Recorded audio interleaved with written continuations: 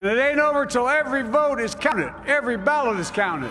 It could be days or weeks before the winner of the historic 2020 presidential election is known. Results are still coming in as millions of ballots are being counted in 6 critical battleground states in today's top 5.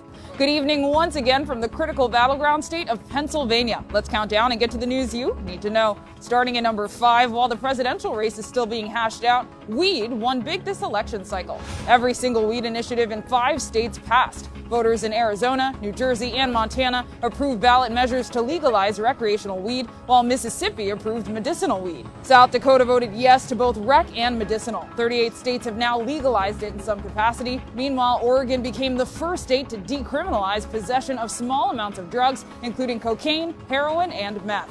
At number 4, election history made in Delaware, where Sarah McBride becomes the first transgender state senator in the U.S. McBride won her race against Republican opponent Steve Washington by a large margin. The 30-year-old tweeted, "We did it. We won the general election. I hope tonight shows an LGBTQ kid that our democracy is big enough for them too." McBride worked to pass Delaware's non-discrimination legislation and says she now plans to focus on the fight against the COVID-19 crisis. Her victory is larger than Delaware, as McBride is now the highest-ranking transgender legislator in the country. The LGBTQ+ Victory Fund is praising McBride for shattering a lavender ceiling during such a polarizing year. Number 3, Black Lives Matter activist Cori Bush is now the first black congresswoman in the history of Missouri.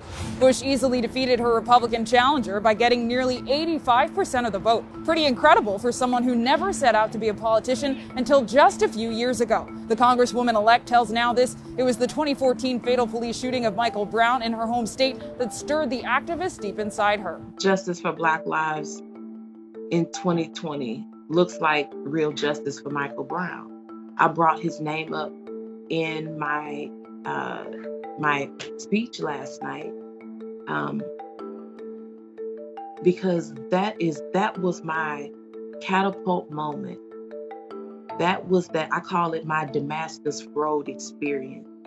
That was one of those moments where I realized that we have to use what we have on the inside of us to change our situations. Bush has campaigned for a $15 minimum wage, the Green New Deal, and free public college, leaving some to compare her to AOC and touting her as the newest member to the squad of progressive lawmakers on Capitol Hill. At number 2, the critical battleground state of Pennsylvania is still in play as election officials are in the process of counting more than 1 million ballots. We are here at the Philadelphia Convention Center where that count is happening.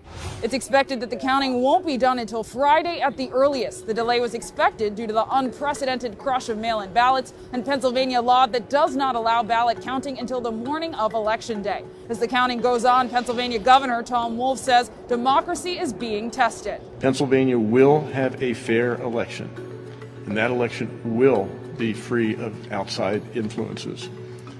I will vigorously, and we all will vigorously defend against any attempt to attack that vote in Pennsylvania. The Supreme Court has already allowed the state to count ballots received up to 3 days after November 3rd. The deadline to receive military ballots is not until next Tuesday. And at number 1, America is waiting for a winner as the election, as predicted, will come down to 6 battleground states. Both candidates still have a chance to win as those states still hang in the balance. Along with Pennsylvania, ballot counting is still happening in Arizona, Georgia, Michigan, Nevada, and Wisconsin. All that legal counting isn't sitting well with President Trump, who wants it to stop and who erroneously declared victory last night. This is a fraud on the American public. This is an embarrassment to our country. We were getting ready to win this election. Frankly, we did win this election. That statement is obviously not true. Today, the Trump campaign says it will request a recount in Wisconsin. Biden's campaign has been urging everyone to be patient until we know the official outcome.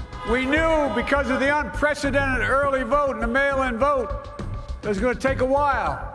It's not my place or Donald Trump's place to declare who's won this election.